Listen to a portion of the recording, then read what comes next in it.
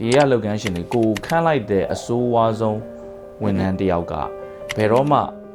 နှစ်ဖူးပေါ်မှာအစိုးဝါးဆုံးဝန်ထမ်းပါလို့လည်းမရေးလာသလိုသူတို့ရဲ့ပုံစံတွေကလည်းအစိုးဝါးတဲ့ပုံစံမျိုးနဲ့ကျွန်တော်တို့အင်တာဗျူးခဲ့ကြတာမဟုတ်ပါဘူးကျွန်တော်ဥပမာတစ်ခုပေးရမယ်ဆိုတော့ထဲမှာအစိတ်တောက်အရန်ပြင်းတဲ့အသီးတွေကဘယ်တော့မှပုတ်ပွားနေတဲ့အသီးမဟုတ်ဘဲနဲ့အယောင်သွေးလှပြီးတော့အလှဆုံးအသီးတွေဖြစ်နေတတ်တယ်ပေါ့နော်ဥပမာကျွန်တော်တို့အင်တာဗျူးလုပ်ကြတယ်သူကျွန်တော်မေးတဲ့မေးခွန်းတွေလည်းအကုန်လုံးဖြေနိုင်တယ်ပြောဆိုရလဲဒါယုံကြည်မှုရှိတယ်ပြီးတော့စကားကလည်းထက်တယ်ပေါ့နော်ကျွန်တော်မေးတဲ့ဟာတွေကိုတက်နဲ့ကျွန်တော်အကုန်လုံးနဲ့ဖြေနိုင်တယ်ကိုနဲ့ဆိုရင်လည်းကိုမျက်လုံးနဲ့တေချာကြည့်လိုက်တယ်အင်တာဗျူးလုပ်တဲ့အချိန်မှာမျက်လုံးတွေလည်းတောက်နေတယ်ကိုစိတ်ထဲမှာတော့တွေးလိုက်တာဒါငါလိုချင်တဲ့ငါတို့အဖွဲ့အတွက်အရန်ကိုအကျိုးရှိမဲ့လူတယောက်ပဲဆိုပြီးကျွန်တော်စိတ်ထဲကိုကျွန်တော်ထားလိုက်တာပေါ့နော်အဲ့ဒါနဲ့လည်းတွေးပြီးပေါ့အဲ့လိုမျိုးတွေးလိုက်တယ်ဒါပေမဲ့နောက်6လကြာတဲ့အချိန်မှာကိုအရန်အားကိုရတယ်ကိုရဲ့အဖွဲ့တွေကလူတွေကစကားတွေမပြောတော့ဘူးတယောက်နဲ့တယောက်တော့မှကြည့်တဲ့အချိန်မှာအားလုံးကကြောက်နေကြတယ်ပြီးတော့တချို့ကလည်းတကားခောက်ပြီးဆရာကျွန်တော်နဲ့စကားboss နဲ့စကားပြောချင်လို့စကားပြောလို့ရလား privately ဆိုတာတကယ်တမ်းပြန်ကြည့်လိုက်ပြဿနာတွေရဲ့အရင်းမြစ်ကိုပြန်ရှာကြည့်မယ်ဆိုရင်တကယ်တမ်းခုနခန့်လိုက်တဲ့ဟန်ဆောင်ကောင်းပြီးတရုပ်ဆောင်ကောင်းတဲ့ဝန်ထမ်းကိုတွားတွေ့လိမ့်ပါလိမ့်မယ်ဒီလိုလူကို IT team player ကိုရေးတဲ့စာရေးဆရာ Patrick Lencioni ကိုယ်တိုင်လည်းပြောထားတယ် And we call this the skillful politician တရုပ်ဆောင်ကောင်းတဲ့မျက်လက်ဆရာတွေလို့ပြောထားတယ်ပေါ့နော်ဒါကြောင့် organization တွေအတွက်အကြောက်ရဆုံးနဲ့အန်ဒီရဲ့အကြီးဆုံးလူတွေဖြစ်ပါတယ်သူတို့တွေကအလုံးမလုံးတတ်လို့လည်းမဟုတ်ဘူးတရုပ်ဆောင်အရန်ကောင်းနေလို့ဖြစ်ပါတယ်ဒီလိုမျိုးလူတွေကိုရှောင်ရှားလို့ရနိုင်မဲ့စကားတစ်ခုစစ်ထုတ်လို့ရမဲ့ system တစ်ခုကိုရအောင်မှာဖြစ်ပါတယ်ဒီ system ထဲမှာဆိုရင်အဆင့်50ကိုဘယ်လိုမျိုးစီမံရမယ်ဆိုတဲ့အချက်တွေကိုရအောင်မှာဖြစ်ပါတယ်အဲ့တော့ဒီဟာတွေကိုမသွားခင်ကျွန်တော်ပြောချင်တဲ့အရေးကြီးတစ်ခုရှိရပါလဲဆိုရင်လုပ်ငန်းရှင်တော်တော်များများကလူတွေကိုခန့်တဲ့အချိန်မှာကျွန်တော်တို့ခေါင်းပန်းလန်တယ်လို့ပဲကျွန်တော်ပြစ်လိုက်တယ်ခေါင်းကောင်းရင်ကောင်းမယ်စိုးရင်စိုးမယ်ဆိုပြီးတော့ဆုတောင်းနေတဲ့ပုံစံမျိုးဒီမဟာအမားဖြစ်ပါတယ်ကျွန်တော်ကတော့ဒီလိုမျိုးကြွေစီခေါင်းပန်းလန်တဲ့ဟာဒီလုံးဝမားတယ်ဆိုတာကိုကျွန်တော်ပြောပြချင်ပါတယ်ဒီ who ဆိုတဲ့စာအုပ်ထဲကလည်းကျွန်တော်ပြောထားတယ်ဗာလဲဆိုရင် vibe နဲ့မငားပါနဲ့ပေါ့နော်ဘာလို့ဆိုကျွန်တော်ရဲ့စိတ်ခံစားချက်ကဘာဖြစ်လဲဆိုရင်ဒီလူကတော်မှာပဲဒီလူကထက်တာပဲသဘောကျလိုက်တာဆိုပြီးတော့ကိုကခန့်လိုက်ရင်၅ပါးမှောက်တာပဲပေါ့နော်ဒီလိုမျိုးတကယ်တမ်းဟန်ဆောင်ကောင်းတဲ့လူတွေကလေဒီလိုလူတွေကိုကိုယ်ခံစားလို့ကောင်းအောင်ကိုယ်အထင်ကြီးအောင်တို့ကအမြဲတမ်းပြောရင်ကျွမ်းကျင်တဲ့စကားပြောတတ်တယ်ပေါ့နော်တော်တော်လေးတရုပ်ဆောင်ကောင်းတဲ့လူတွေဖြစ်တယ်အဲ့တော့အမားတစ်ခုလုံးမိသွားပြီဆိုရင်လေတကယ်တမ်းသူ့ရဲ့လစာရဲ့15ဆလောက်ကကျွန်တော်တို့ရှုံးနိုင်တယ်ပေါ့နော်ဘာကြောင့်လဲဆိုတော့သူ့ hire လိုက်မှပဲတက်ကြွနေတဲ့ team member တွေအလုံးမလုံးတော့ဘူးကိုအမြဲတမ်းဝယ်နေတဲ့ customer တွေကမဆက်တွေ့တော့ဘူးဟုတ်လားပြီးရင်အရင်တော့ယုံကြည်နဲ့အားလုံးလောက်ကြမယ်လို့ပြောနေတဲ့ဒီဟာတယောက်နဲ့တယောက်မယုံကြည်မှုတွေများလာဆိုတာဒါကပြောရမယ်ဆိုရင်အလုပ်ခွင်ထဲမှာဆုံးရှုံးမှုတော်တော်ကြီးမားတဲ့ဟာတစ်ခုဖြစ်ပါတယ်ဒီကလုပ်ငန်းရှင်တွေလည်းကြုံမှုမယ်လို့ကျွန်တော်ထင်တယ်အဲ့တော့ Jeff Bezos ကလည်းကျွန်တော်ပြောထားတယ်ဘာလဲဆိုရင်ကျွန်တော်တို့တယောက်ခန့်လိုက်မယ်ဆိုရင်တဲ့ကျွန်တော်တို့အဖွဲ့ရဲ့စံနှုန်းကမြင့်လာမယ်လို့လည်းပြောတယ်နောက်တစ်ခုကျွန်တော်အရန်သဘောကျတဲ့ entrepreneur Steve Jobs ကိုယ်တိုင်ကလည်းပြောတယ်ဘာလဲဆိုရင်A player တွေကတဲ့ A player တွေကိုခန့်နေတဲ့ B player တွေက C player ကိုခန့်နေဒါဒီကျွန်တော်ဘဝမှာတွေးထွက်အောင်မှန်တဲ့စကားတစ်ခုလို့အောင်ပြောလို့ရတယ်။ तू ကအဲ့အကိုဘယ်လိုခေါ်လဲဆိုရင်ကိုယ့်ရဲ့အဖွဲ့ဟာဂျောက်တဲဆင်းတဲ့အဖွဲ့လို့ခေါ်တယ်ပေါ့နော်။လုပ်ငန်းလုပ်တဲ့စံနှုန်းနဲ့ဂျောက်တဲဆင်းတဲ့ bozo explosion လို့ခေါ်တယ်ပေါ့နော်။ဘာလဲဆိုရင် B player C ကိုခန့်တယ်။အဲ့တော့နောက်ပိုင်းလူတွေက C က D ကိုခန့်တယ်ဆိုတော့ကျွန်တော်တစ်ဖွဲ့လုံးရဲ့အလုတ်လုတ်ပုံ၊ကင်ပုံပြီးရင်ရလက်တွေကိုမလုတ်နိုင်တော့ဘဲနဲ့ကြောက်ထဲကိုဆင်းသွားတဲ့ကျွန်တော်တို့ဘာဖြစ်လဲဆိုခံစားချက်တွေကိုအများကြီးပေးတယ်အဲကြောင့်မို့လို့ဒီလိုမျိုး hiring အမားတွေကကျွန်တော်တို့အတွက်တွေးထက်တန်ယူအရန်များတဲ့အမားတွေဖြစ်ပါတယ်ကျွန်တော်တို့ဒီလောက်အရေးကြီးတဲ့ပြောရရင်လူခန့်ရဲ့ခြင်းဆိုတဲ့ဘာသာရပ်ကိုကျွန်တော် HR တွေလည်းသင်ပေမဲ့တကယ်တမ်းဘယ်သူမှကျွန်တော်တို့ဒီလိုလုပ်ရပါတယ်ဒီလိုမျိုးတဆင့်ချင်းပေးလို့ရပါတဆင့်ချင်းမေးရမှာမယ်ဆိုတော့စနစ်တစ်ခုကိုဘယ်သူမှချမပေးဘူးပေါ့နော်အဲ့တော့ကျွန်တော်ဒီနေ့ဒီဟာပရိသတ်တွေကိုကျွန်တော်ချပေးခြင်းတယ်အဲ့တော့ကျွန်တော်ဒီစာအုပ်3အုပ်ဖြစ်တယ်ပေါ့နော်နံပါတ်1ကပါလဲဆိုရင် the IT team player ဆိုတဲ့စာအုပ်ရယ်နောက်တစ်ခုက who ရယ် scaling people ဆိုတဲ့စာအုပ်ရယ်ဒီစာအုပ်3အုပ်ရဲ့အနှစ်ချုပ်ကိုကျွန်တော်တို့ချုပ်ပြီးတော့ကျွန်တော်အတွေ့အကြုံနဲ့ပေါင်းပြီးတော့ ကျွန်တော် A team ဆိုတဲ့ framework နဲ့ကျွန်တော်9စင်းကိုကျွန်တော်ပြောပါမယ် A team ကိုလိုချင်တယ်ဆိုရင်နံပါတ်1 A ကိုသိဖို့လိုတယ် A ကဘာကိုပြောရလဲဆို aim ပေါ့နော်ရည်ရွယ်ချက်ပေါ့အဲ့တော့ရည်ရွယ်ချက်လုပ်တဲ့အချိန်မှာကျွန်တော်တို့လွယ်လွယ်ကူကူရှင်းလင်းပြောရမယ်ဆိုရင်3ချက်ကျွန်တော်တို့ပြင်ဆင်ရမှာမယ်လက်နက်3ခုကိုကျွန်တော်ပြင်ဆင်ရနံပါတ်1ချက်ကဘာလဲဆိုတော့ဒီ position ကိုအလွယ်ကူဆုံးစာကြောင်းတစ်ကြောင်းနဲ့ဘာကြောင့်ဒီရဲ့ position ကိုခန့်အပ်ရမှာလဲဆိုတဲ့ဟာကိုအလွယ်တကူရှင်းပြနိုင်တဲ့ဟာမျိုးတစ်ခုလိုအပ်ပါတယ်ဒုတိယတစ်ခုကတော့ဘာလဲဆိုရင်တော့ဒီခန့်အပ်တဲ့လူကဘာရလက်တွေကိုယူလာပေးရမယ်ဆိုတဲ့ချက်ပေါ့အနည်းဆုံးရလက်3ခုကနေ10ခုကိုကျွန်တော်ချရေးဖို့လိုအပ်ပါတယ်ဥပမာကျွန်တော်တို့ marketing ဝန်ထမ်းတယောက်ခန့်တယ်တကယ်ကိုဖုန်းခေါ်လိုက်တဲ့အချိန်ညရင်ဝယ်လို့ဆန္ဒရှိတဲ့ဖုန်းနံပါတ်ကိုတစ်လကိုအလုံး90ရာနေကျွန်တော်တို့ရရမယ်ပေါ့နော်အဲ့တော့3လဆိုရင်ကျွန်တော်ကအလုံး150ဖုန်းနံပါတ်ကိုရအောင်ရှာဖွေရမယ်ဆိုတဲ့ဟာပေါ့ပြီးရင်လူတွေကိုကြည့်ချင်ပြီးတော့ကောင်းမွန်တဲ့ကြော်ညာတွေဗီဒီယိုတွေကိုဖန်တီးနိုင်တဲ့ marketer တယောက်ဖြစ်ရမယ်ပေါ့နော်အနည်းဆုံးဥပမာပြောလို့ရတယ်ဆိုရင် view 2000ရှိရမယ် view 9000ရှိတဲ့ဗီဒီယိုမျိုးကိုကျွန်တော်တို့ဖြစ်နိုင်အောင်ဒါပါလဲဆိုရင်ရလက်တွေပဲပေါ့နော်တတိယတစ်ခုကတော့ဘာလဲဆိုရင်အရေးချင်းတွေပေါ့အဲ့တော့ကိုကခန့်မဲ့လူက senior marketing manager ဆိုရင်ဘာတွေလိုအပ်မလဲလူတွေနဲ့ပူးပေါင်းဆောင်ရွက်တတ်တဲ့အရေးချင်းလိုအပ်တယ် meeting တွေလုပ်တတ်ရလားလူတွေကိုခေါင်းဆောင်တက်လား manager တွေခန့်မယ်ဆိုရင်လူကိုခန့်တတ်တဲ့အရေးချင်းရောရှိလားဆိုတဲ့ဟာတွေပေါ့နော်နောက်တစ်ခုကတော့ဘာလဲဆိုရင်အလုပ်ခွင်ထဲမှာမလိုချင်တဲ့ behavior တွေမရှိတဲ့လူပေါ့ဥမာတကူကောင်းဆန်ပြီးတော့တီးခြားလုပ်တတ်တဲ့လူမျိုးမလိုချင်ဘူးဆိုတဲ့ဟာမျိုးတွေဟာအဲ့ဒီကိုလိုချင်တဲ့အရေးချင်းနာမှာတေချာရေးထားဖို့လိုပါအဲ့တော့ကျွန်တော်ပြောချင်တာကလူတော်တော်များများကဒီလိုမျိုး list တောင်မရှိသေးပဲနဲ့လေ interview လည်းမထိုင်သင့်ဘူး interview list ကိုလည်းမရှာသင့်ဘူးဘာလို့ဆိုအရင်ဆုံးလောက်ရမှာဒီလို list တစ်ခုကိုတေချာလေးရေးရမှာဖြစ်ပါတယ်အဲကြောင့်မလို့ဒါမရှိပဲနဲ့လုပ်ရင်တော့ target မရှိပဲနဲ့တနက်ပြစ်နေတယ်လို့ပဲဘာလဲတူလဲဆိုရင်ဘလို့မှ target ကိုမထိနိုင်ဘူးပေါ့နော်ဒါဘာလဲဆိုရင်ပထမအဦးဆုံးလောက်ရမယ် aim ဖြစ်ပါတယ်ဒုတိယတစ်ချက် T ပေါ့နော် T က tap ကျွန်တော်တို့ဘာနဲ့တူလဲဆိုရင်ရေပိုက်ဆက်တယ်လို့မျိုးကျွန်တော်တို့ကဆက်ထားဖို့လိုအပ်တယ်ပေါ့တော်တော်များများမားတတ်တဲ့အရာတစ်ခုကဘာဖြစ်လဲဆိုရင်အခုလူလိုနေပြီအရေးပေါ်ကားကိုခေါ်တယ်လို့ပဲကယ်ကြပါအောင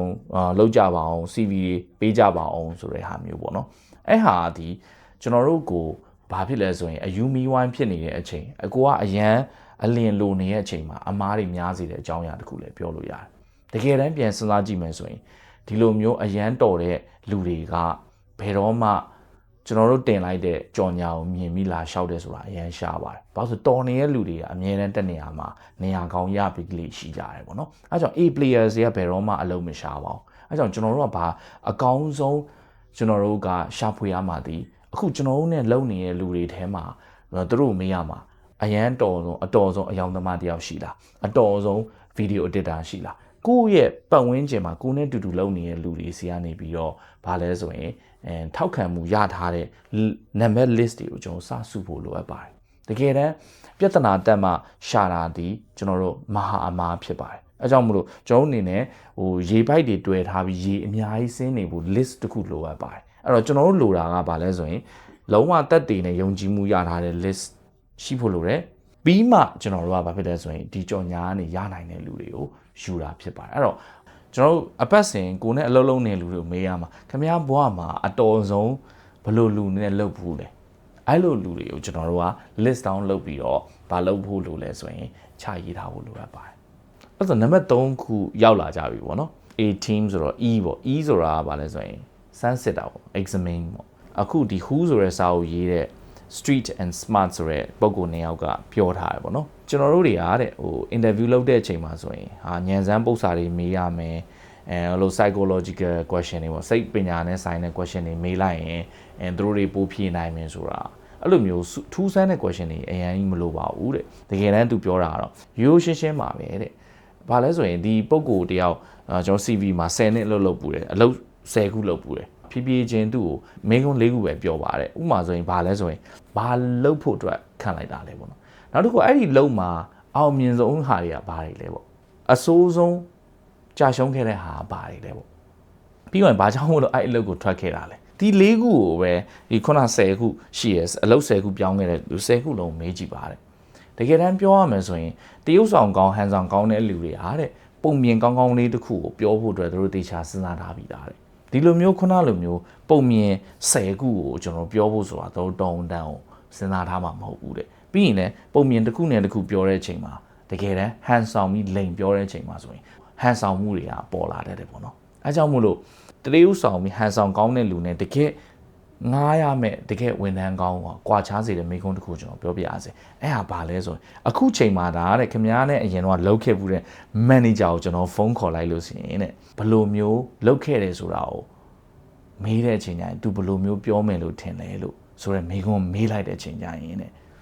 ကျွန်တော်ပါဇက်ပိတ်ပြီးစောင့်နားထောင်ကြည့်ပါတယ်ဟန်ဆောင်ခေါင်းတဲ့လူတွေကတော့ဘာဖြစ်လဲဆိုတော့ तू ကမဟုတ်ဘူးဒီလိုမဟုတ်ဘူးဆိုပြီးတော့တုံ့ပြန်မှုတွေအများကြီးနဲ့လာနေပြီဆိုရင်ဒါကပြောရင်ကျွန်တော်တို့အနီကပ်ပြနေပြီလို့ကျွန်တော်ပြောတာပေါ့နော်တကယ်စစ်မှန်ပြီးတော့တကယ်ရိုးသားတဲ့လူတွေသာဆိုရင်သူကမှန်မှန်ကန်ကန်နဲ့အေးအေးဆေးဆေးနဲ့ပြောနိုင်ပါတယ်ဒါကဘာလဲဆိုရင်ဒီလိုမျိုးဟန်ဆောင်ကောင်းတဲ့လူနဲ့တကယ်မှန်ကန်တဲ့လူနဲ့ကိုကျွန်တော်ကွဲဝါးစေတဲ့အချက်တစ်ချက်လို့တော့ပြောလို့ရတယ်ပေါ့နော်အဲကြောင့်မို့လို့ interview question တွေမေးတဲ့အချိန်မှာစနစ်တကျလေးမေးမယ်ဆိုရင်လူကောင်းနဲ့ရရှိဖို့အတွက်အရန်မြန်သွားပြီပေါ့နော်အဲကြောင့်ဒီရဲ့စစ်ထုတ်တဲ့မိကွန်လေးတွေကမိတ်ဆွေတွေအကျိုးရှိမယ်လို့ကျွန်တော်ထင်တယ်အဲ့တော့ကျွန်တော်အနေနဲ့နောက်တစ်ခုကိုကျွန်တော်ဆက်သွားမယ်တတိယအဆင့်ဖြစ်တဲ့စစ်ဆေးလေးလာတဲ့အပိုင်းပြီးသွားပြီစစ်ထုတ်တဲ့အပိုင်းတွေပြီးသွားတဲ့အချိန်မှာအခုကကျွန်တော်တို့ရဲ့ဇာရိတပိုင်းဆိုင်ရာနဲ့လူတွေပြင်လို့မရတဲ့ပြုမှုပုံတွေကိ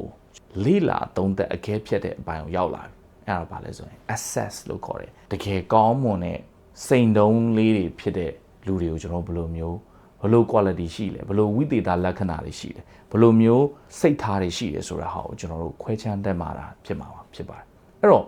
Patrick ကပြောတယ်သူအရန်ကောင်းတဲ့အချက်၃ချက်ရှိရလို့ပြောတယ်ဒီအချက်၃ချက်ကဘာတွေဖြစ်မလဲဆိုတော့ကျွန်တော်တစ်ချက်ချင်းတွားကြည့်အောင် will be humble, hungry, and smart.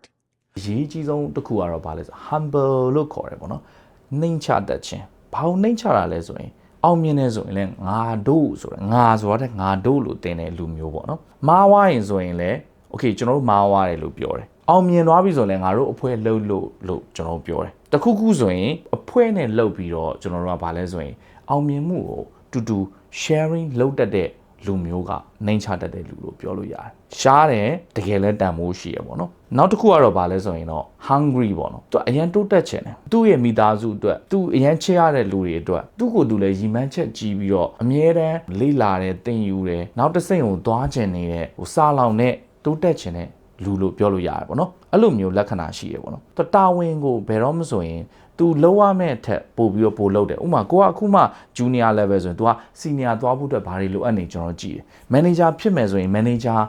လိုအပ်တဲ့ဟာတွေ तू တင်တန်းနေကြိုတက်တယ်သွားတယ်ဒါကဘာဖြစ်လဲဆိုရင်ဟိုတိုးတက်မှုကိုစာလောင်တဲ့လူတွေကအမြဲတမ်းကျွန်တော်တို့ကဘာလဲဆိုတာဝန်ပို့ယူတယ်ပို့လဲလှုပ်တယ်ဒါအရန်ကောင်းတဲ့ချက်တစ်ခုဖြစ်တယ်နောက်တစ်ခုကတော့ဘာလဲဆိုရင် smart ပေါ့နော်တော်တယ်ကျွန်တော်ခုနဒီမှာပြောချင်တဲ့ smart ကဟိုစားတော်တာကိုလည်းပြောတာအလုပ်တော်တာပြောတာထက်ဆိုင်ကျွန်တော်တို့အရေးကြီးဆုံးတစ်ခုဖြစ်တဲ့ people smart ပေါ့လူတွေနဲ့ပတ်သက်လာရင်လူရည်လဲတယ်ပြီးရင်ပေါင်းတဲ့ဆက်ဆံရေးတော်တဲ့ဟာကိုကျွန်တော်ကပြောတာဖြစ်ပါတယ်ဘာလဲဆိုတော့ဟိုလူတွေနဲ့ပူးပေါင်းဆောင်ရွက်တဲ့အချိန်မှာနားထောင်ပေးတတ်တာပြီးရင်အဖွဲ့တစ်ခုတည်းအခန်းတစ်ခုတည်းဝင်လာရင်ဆိုရင်နားထောင်တဲ့လူတွေကဘယ်လိုလူမျိုးတွေလဲဆိုတာကိုလည်းသိတာဒီချိန်မှာဘယ်စကားပြောရမလဲဆိုတာကိုသိတာသူတို့ဘာလိုချင်လဲဆိုတော့ပြောတာစားဒါကဘာလဲဆို people smart ကိုပြောတာအဲ့တော့ဒီ၃ချက်ကိုကျွန်တော်တို့အရင်ဆုံးပြောပါနောက်ဆုံးတစ်ခုရှိသေးတယ်ဒါကျွန်တော်ခဏနေမှကျွန်တော်ဆက်ပြောမယ်ဒီ၃ခုလုံးကအဲ့လောက်အရေးကြီးတာဗောနော်၃ခုလုံးမရှိတဲ့လူကကျွန်တော်တို့ကဘာလဲဆို interview လုပ်လိုက်တာ ਨੇ တိကိုတိတယ်ဒီကလုပ်ငန်းရှင်တွေအကုန်လုံးကြည့်လိုက်တာ ਨੇ ကျွန်တော်သိတယ်အဲ့ဒါလွယ်တယ် okay နှစ်ခုပဲရှိပြီးတစ်ခုပဲမရှိတဲ့ဟာတော်တော်အန်တယ်များတယ်ဥပမာကျွန်တော်ပြောပြရမယ်ဆိုရင် hungry ဖြစ်လဲ smart ဖြစ်တယ်ဒါပေမဲ့တစ်ခုလိုနေတယ်တစ်ခုပြောင်းနေအဲ့ဒါဘာလဲဆိုရင်နှိမ့်ချတတ်မှုတခြားလူတွေနဲ့အလုံးလုံးနိုင်မှုမရှိတဲ့အချိန်တော့ဘာဖြစ်လဲဆိုရင်ဒီလိုမျိုးလူကဂျိုးကောင်ဖြစ်နေတတ်တယ်ဘာလို့ဆိုဂျိုးတွေများနေရပါဘောနော်တကယ်တမ်းသွားတော့မယ်ပြေးရမယ်လောက်ရတော့မယ်ဆိုတဲ့အချိန်မှာကျွန်တော်ငယ်တော့အောင်မှမုတ်ဆိုးနဲ့ဒီတမင်ဂျိုးပုံပြင်လေးရှိရပါဘောနော်ဂျိုးတွေကအရန်လာနေမှန်နဲ့ကြည့်လိုက်တဲ့အချိန်ဒါပေမဲ့တကယ်ပြေးတဲ့အချိန်ကတော့ဘာလဲဆိုနွယ်ပင်နဲ့ညှိနေတဲ့အချိန်မှာအမဲလိုက်ကတန်းတန်းနဲ့ပြေးလိုက်တာလွယ်ပေါ့အဲ့လိုပဲကျွန်တော်တို့ဖွဲ့ထဲမှာအဲ့လိုမျိုးလူရှိတယ်ဆိုရင်ကျွန်တော်တို့တော်တော်လေး ဂရုစိုက်ရပါတယ်အဲကြောင့်မို့လို့ humble ဖြစ်ဖို့ဆိုတာကကျွန်တော်တို့ကတော်တော်လေး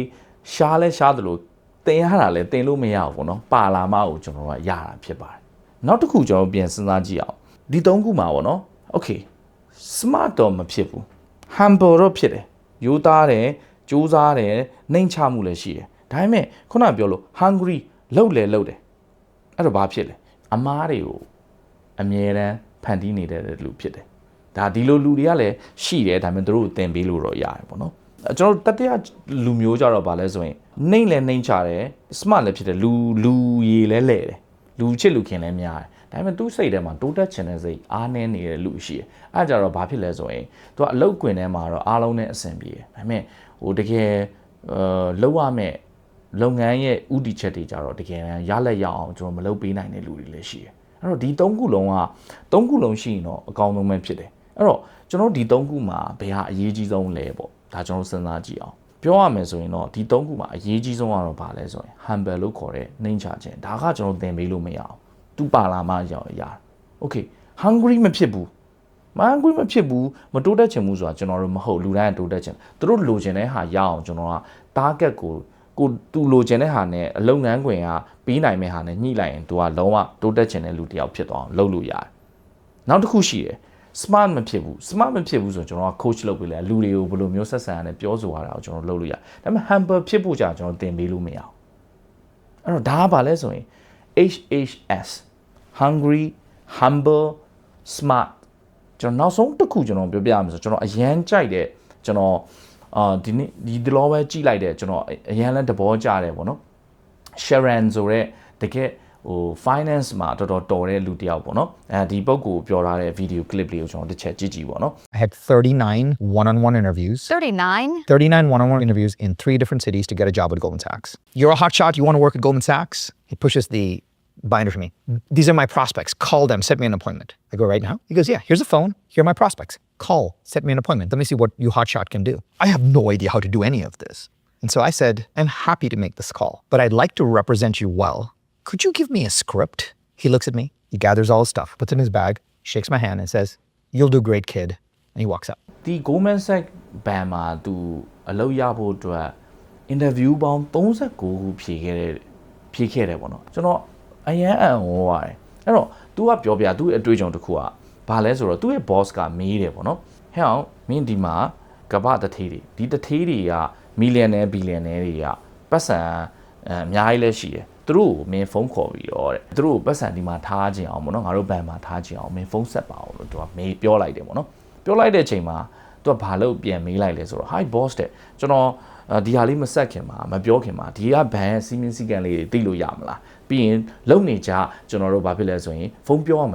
ယ်စာသားတွေကိုရေးထားတာများရှိလားလို့မေးလိုက်တယ်ပေါ့မေးလိုက်တဲ့အချိန်မှာသူဘာမှမပြောမင်းအောင်သွားပြီလို့ပြောလိုက်တယ်သူ shock လို့အဲ့ဒါဆိုသူဘာလို့ရွေးလိုက်တာလဲပေါ့ဒီကမိတ်ဆွေတို့တော့စဉ်းစားကြည့်ကျွန်တော်တော့မှ shock ရသွားဟာအဲ့လိုမေးတဲ့လူကိုကျွန်တော်မေးတာသူပြောချင်တာကဘာလဲဆိုရင်တဲ့လူတော်တော်များများအဲ့လိုမျိုးဖုန်းနံပါတ်ပေးလိုက်ပြီဆိုတာနဲ့ဘာလုပ်လဲဆိုရင်ဖုန်းခေါ်တော့တာပဲတဲ့ဖုန်းခေါ်ငါဘလို့ခေါ်တဲ့ကြောင်တက်ကြောင်လုပ်ပြတာတော်တာလဲတော်တာကျွန်တော်သိပါတယ်တဲ့ဒါပေမဲ့ဒီလိုမျိုးမေးတတ်တဲ့လူဟိုကိုလောက်တာတဲ့ဟာကိုမှားလားမှန်လားကိုဒီလို question မေးတတ်တဲ့လူဒီသူပြောတာပါလဲဆိုရင်နံပါတ်1တင်လွယ်တက်လွယ်ပြင်လွယ်တဲ့လူကိုသူတို့ကရွေးချယ်တာဖြစ်ပါတယ်အဲကြောင့်ကျွန်တော်နောက်ဆုံးစီတလုံးကျွန်တော်ပေးခြင်းတယ်ပေါ့နော်အဲ့ဟာပါလဲဆို coachable လို့ပြောတဲ့စကားလုံးပေါ့ coachable တိလွယ်တယ်တင်လွယ်တယ်မြင်လွယ်တယ်ပြင်လွယ်တယ်ဒါမျိုးလူကကျွန်တော်တို့ကပါလဲဆိုရင်စိန်နှုံးလို့တန်ဖိုးထားတယ်ကျွန်တော်ခုနပြောသွားတဲ့ HHS C ဒီ၄ခုလုံးရှိလို့ကတော့ဒါကျွန်တော်တို့ကပြုစုပြောထောင်မယ်စိန်နှုံးဖြစ်ပါတယ်အဲ့တော့ဒါစတုတ္တမြောက်အားလုံးဘသူကတော်တယ်မတော်တယ်ဆိုတာကိုအသေးစိတ်သုံးသပ်အကဲဖြတ်ဆုံးဖြတ်နိုင်တဲ့ခြေအနေတစ်ခုရောက်သွားပြီလို့ကျွန်တော်ပြောလို့ရတာပေါ့နော်အဲ့ဆိုရင်ကျွန်တော်တို့အကဲလဲဖြတ်ပြီးပြီဆိုရင်တော့နောက်ဆုံးဘေးအိတ်နဲ့လွယ်ရမယ်အချိန်ရောက်ပြီပေါ့နော်အဲ့ဒါတော့ memorize လို့ခေါ်တဲ့မှတ်သားစေချင်တာဖြစ်ပါတယ်ဘာကြောင့်လဲဆိုတော့ကျွန်တော်တို့အပေါ်ကလုတ်ခဲ့တယ်ပေါ့နော်အပေါ်ကလုတ်ခဲ့တာအမှန်နဲ့များဟိုအားလုံးကျွန်တော်တို့စာနဲ့ရေးထားဖို့လိုတယ်ကျွန်တော်တို့ interview လုပ်တဲ့လူတွေရော interview လုပ်မဲ့လူတွေရောလည်းခွင့်တောင်းပြီးတော့ကျွန်တော်တို့ကပါလဲဆိုရင် recording လုပ်တာဖို့လိုအပ်ပါတယ်ဘာလို့ဆိုဒီရဲ့ ကျွန်တော်တို့ရဲ့ဒီအတွေ့အကြုံတွေကိုကျွန်တော်တို့တေးချာချာလေးစာရေးထားဖို့လိုအပ်ပါတယ်ဒါပေမဲ့လူတွေဖြစ်တတ်တာကဘာလဲဆိုရင်ကျွန်တော် interview လုပ်တဲ့လူ3ယောက်ရှိရင်3ယောက်ကဘာလေးပြောတယ်ဆိုရင်ပထမ1ယောက်ကတော့ဒါလေးကမဆိုးပါဘူးဒီသူ့ရဲ့ခံစားချက်ကဘယ်လိုသူကတော့ဒီလိုတော်ပါတယ်ဆိုတော့ဒီတတိပုဂ္ဂလအမြင်နေနဲ့ကျွန်တော်တို့ကဆုံးဖြတ်တယ်ဆိုတာမှားဖို့အတွက် chance အရင်များပါတယ်အဲ့တော့ကျွန်တော်တို့ဘာလုပ်စေချင်လဲဆိုရင်နံပါတ်1ကကျွန်တော်အမှတ်ပေးစီမင်းလေးတစ်ခုကျွန်တော်ချဖို့လိုအပ်ပါတယ်နံပါတ်1ကျွန်တော် interview ဖြေတဲ့အချိန်မှာဘာချက်လေးတွေကျွန်တော်ပါတယ်လေနော်ပြီးရင်ကျွန်တော်ခုနပြောတဲ့ HSSC ဆိုဘာတွေပါတယ်လဲသူ interview question ၄ခုရှိရလေကျွန်တော်ခုနပြောသွားတာဘာအတွက်အလုပ်ခန့်လိုက်တာလဲပြီးရင်အကောင်းဆုံးချိန်ကဘာလဲအဆိုးဆုံးချိန်ကဘာလို့လှုပ်ထွက်လဲဒါဒီအချက်တွေကိုကျွန်တော်တို့က3ယောက်ရဲ့အမြင်အမှတ်ပေးစီမင်းနဲ့တေးချစာလေးလှုပ်ချင်အဖြစ်ဘာဖြစ်လာလဲဆိုရင်ဒီလူတယောက်ကိုကျွန်တော်တို့ assess လုပ်တဲ့အချိန်မှာလွယ်ကူတယ်ပေါ့နော်ပြီးွားရင်လည်းကျွန်တော်တို့ကဘာလဲဆိုရင်ကျွန်တော်တို့ CEO တွေကျွန်တော်လုပ်ငန်းရှင်တွေကအတော်ဆုံးလူခံမှန်းတဲ့လူတွေကိုခန့်တတ်တဲ့လူတွေတော့ဖြစ်တယ်ဒါပေမဲ့ကိုယ့်ကိုအမြဲတမ်းလုပ်နေရဆိုရင်ဒါ ND အရင်များတယ်ကိုမရှိလဲဒီကကျွန်တော်တို့ရဲ့ team member တွေကတော်တဲ့ A player တွေကိုခံတတ်ဖို့လိုအပ်ပါတယ်အဲ့တော့ကျွန်တော် Steve Jobs ကပြောခဲ့တဲ့စကားတစ်ခုကျွန်တော်အရန်တဘောကြပြန်ပြီးတော့ထပ်ပြီးတော့ပြောချင်တာ A player တွေက A player တွေကိုခံတယ် P player တွေက C ကိုခံတယ်ဒီလိုပဲ Bozo explosion လို့ခေါ်တဲ့ဒီရဲ့ကျွန်တော်တို့ organization ကိုကျွန်တော်တို့ကဗာလဲဆိုရင်ကြောက်ထဲမသွားဖို့အတွက်ကကျွန်တော်တို့ကဗာလုပ်ဖို့လိုလဲဆိုဒီလိုမျိုးမှတ်သားထားတဲ့ကျွန်တော်တိုင်းကျန်းတစ်ခုလိုရတယ်ပေါ့နော်ကျွန်တော် negative ဒါတိုင်းကျန်းလိုမျိုးကျွန်တော်တို့ကဗာလဲဆိုရင်ဒီလိုမျိုးတာလောက်ထားမယ်ဆိုရင်ကျွန်တော်တို့ organization မှာ hiring ကအရန်ကောင်းလာတယ်ပေါ့နော်အဲ့တော့နောက်ဆုံးပြောရမယ်ဆိုရင်ဟာ A player လည်းတွေ့ပါပြီအားလုံးလည်းတွေ့ကြပြီဆိုကျွန်တော်တို့ဘာလုပ်ကြလဲโอเคလာစာလေးညှိလိုက်ကြတယ်လာစာကောင်းပြီးလာမှာပဲလို့ကျွန်တော်တို့ထင်တယ်ကျွန်တော်တို့ကလာစာတခုတည်းမဟုတ်ဘူးပေါ့နော်အဲ့တော့ကျွန်တော်ဒီထဲမှာ smart နဲ့ street လို့ခေါ်တဲ့ဒီစာရေးဆရာသူကပြောတာ who ဆိုတဲ့စာအုပ်ကတော်တော်ကောင်းတဲ့စာအုပ်ပေါ့နော်သူကပြောထားတဲ့လူတွေအားတဲ့ကျွန်တော်တို့အလုပ်ကိုလက်ခံတယ်လက်မခံတဲ့အချိန်မှာကျွန်တော်စဉ်းစားတဲ့ဟာတွေအများကြီးရှိရပေါ့နော်ဒီ 5F နဲ့စဉ်းစားပါတယ်တဲ့ fortune လို့ခေါ်တဲ့ကျွန်တော်ငွေတစ်ခုတည်းကျွန်တော်မစဉ်းစားပါဘူးအရေးကြီးတဲ့အချက်တွေအများကြီးရှိတယ်နောက် F တစ်ခုကတော့ဘာလဲဆိုရင် fit ငါကဒီ company နဲ့ fit ဖြစ်လာဒီ company သွားနေတဲ့ direction ဒီ company မှာလုပ်နေတဲ့လူတွေကငါခံယူချက်တူတလားငါလည်းဒီ company ကို तू ကလည်းရွေးချယ်တယ်လို့ကျွန်တော် company ကလည်းသူ့ကိုရွေးချယ်တာလေသူ့အနေနဲ့ तू စဉ်းစားမှာကဟာဒီလုပ်ငန်းကတော့ဒီ company ကတော့ဟာကျွန်တော်တို့ company ကမြန်မာပြည်မှာရှိတဲ့ကလေးတွေကိုပညာရေးနဲ့ဘဝကိုပြောင်းလဲအောင်ကျွန်တော်တို့ဒီလုပ်ပေးနေတဲ့ company ဆိုသူကပညာရေးကိုတန်ဖိုးထားတဲ့လူဆိုကျွန်တော်တို့နဲ့အတူတူလုပ်လို့ရအောင်ပေါ့နော်နောက် F တခုကတော့ဘာလဲဆိုရင် freedom ပေါ့ဘာလို့ဆိုဒီတချို့တွေကတကယ် A player စစ်တွေကလည်းသူတို့ကဘာဖြစ်လဲဆိုလုတ်ပိုင်ခွင့်နဲ့လွတ်လွတ်လပ်လပ်လုပ်လို့ရတဲ့နယ်မြေတခုလိုတယ်ကျွန်တော်ဟိုးတော့ကလည်းဗီဒီယိုတခုလုပ်ခဲ့ဘူးတယ်တကယ်ကိုပြန်နိုင်တဲ့မြင်းတွေတကယ်ကိုသွားနိုင်လုံနိုင်တဲ့လူတွေက unicorn တွေကဘာဖြစ်လဲဆိုရင်ကျွန်တော်တို့ကတကယ်လွတ်လပ်တဲ့ကျယ်ဝန်းတဲ့ကျွန်တော်တို့လွင်ပြင်းနေလို့တယ်အဲ့ဒါမှ तू သွားခြင်းတဲ့နေရာကိုသွားလို့ရတယ် freedom ဒီတို့ရဲ့စဉ်းစားရတဲ့တစ်ခုဖြစ်ပါနောက်တစ်ခုကတော့ family ပေါ့တို့ family နဲ့တန်ဖိုးထားတယ်ဆိုရင်အမြဲတမ်းကျွန်တော်ခီးရီသွားခိုင်းနေဆိုတို့အတွက်ခက်ခဲရှိတယ်အဲ့တော့ family ဆိုတဲ့ဟာလဲတို့စဉ်းစားရတယ်ဘာလို့ဆိုရင်သူ့ရဲ့အမျိုးသမီးနဲ့တိုင်ပင်မယ်သူ့အမျိုးသမီးကသူ့ရဲ့သားသမီးတွေရဲ့ပညာရေးဒီအချက်တွေကလည်းအများကြီးစဉ်းစားရတဲ့အချက်တွေဖြစ်ပါအဲ့တော့ family ကလည်းတော်တော်လေးအရေးကြီးတယ်နောက်ဆုံးတစ်ခုကတော့ဗာလဲဆိုရင်တော့ fun ပေါ့နော်အဲ့တော့ဒီမှာအလုပ်လုပ်ရင်ပျော်စရာကောင်းလားဆိုတာလေတော်တော်လေးရေးကြည့်ရဒီအလုပ်ခွင်တွေရောက်လာရင်ဆိုရင်ဝန်ထမ်းတွေကိုပျော်အောင်မလုပ်ပေးတိုင်းတယ်သူကလည်းစဉ်းစားပါဒီအချက်တွေကိုစဉ်းစားပြီးမှ A players တွေကကျွန်တော်တို့ကလက်ခံတာဖြစ်ပါတယ်ဒီအချက်တွေကိုကျွန်တော်ရှိပြီဆိုရင်ကျွန်တော်အဖွဲ့ကိုတကယ်ရည်ရွယ်ချက်ရှိနဲ့ထောက်တိုင်တွေကိုကျွန်တော်တိဆောက်ရတဲ့ဟာဖြစ်ပါတယ်ကျွန်တော် team sport တခုလိုပဲ Ferguson ကြီးကကျွန်တော်တို့ကဗာလဲဆိုရင်ဟာ Ryan Giggs တို့ဟာလားကျွန်တော်တို့အရှိမPosco တို့တကယ်အောင်မြင်တဲ့တကယ်ကိုတိုက်စစ်ရှိတဲ့ team တွေရှိနေပြင်မဲ့သူ့ရဲ့အရန်ကုန်ထဲမှာ Ronaldo တို့ Rooney တို့ရှိသေးတယ်အားလုံးသိပါတယ် Manchester United အရန်အောင်မြင်ခဲ့တဲ့အချိန်မှာကျွန်တော်လေ့လာဖြစ်တာကျွန်တော်တို့ကဒီ Ferguson ရဲ့တကယ် leadership နဲ့သူ့ရဲ့ talent pipeline ဘယ်လိုလဲဆိုတာကိုကျွန်တော်ပြောပြချင်တာဖြစ်ပါတယ်အဲကြောင့်မလို့ကျွန်တော် team တစ်ခုအောင်မြင်တယ်အလုပ်တစ်ခုအောင်မြင်တယ်ဆိုတာကရည်ရွယ်ချက်ရှိကျွန်တော်တို့မှာရှိနေတဲ့လူတွေကိုတိဆောက်တဲ့ခြေစွမ်းပြနိုင်တဲ့လူတွေကိုလှုပ်တာဖြစ်ပါတယ်အဲကြောင့်မို့လို့လွယ်နဲ့ဖြစ်လာတာမဟုတ်ပါဘူးအဲ့တော့ဟက်ချလောင်းဆိုပြီးကျွန်တော်ခုနပြောလို့ခေါင်းပန်းလန်ပြီးတော့ခေါင်းလာပန်းလာဆိုတဲ့ဟာမဟုတ်ပါဘူးအားလုံးကရည်ရွယ်ချက်ရှိပြီးတော့စနစ်တကျပြင်ဆင်ထားတဲ့ question တွေကျွန်တော်တို့ခုနပြောတဲ့အမှုရာတွေတော်တဲ့လူတွေကိုရွေးထုတ်ပြီးတော့ရလာတာဖြစ်ပါတယ်အဲ့ဒါအောင်မြင်မှုဆိုတာဒီလိုလာတာဖြစ်ပါတယ် ဒါကြောင့်မလို့ကျွန်တော်စပြောခဲ့တဲ့တိတ်ကနေစပြီးတော့ကိုယ့်ရဲ့ရည်ရွယ်ချက်ပြီးရင်ရလို့တဲ့ result ဘယ်လိုမျိုးအရေးချင်းတွေရှိတယ်ဆိုတာကိုချရေးထားနေစတယ်ဒုတိယအနေနဲ့လူတွေကိုလိုမရှာတာမဟုတ်ဘဲနဲ့အမြဲတမ်းကျွန်တော်တို့မှာ list တစ်ခုရေပိုက်တွေ့ထားသလိုမျိုးရှိနေဖို့လိုအပ်တယ်နံပါတ်3အနေနဲ့ကျွန်တော်တို့ကဘာလဲဆိုရင်စစ်ဆေးပြီး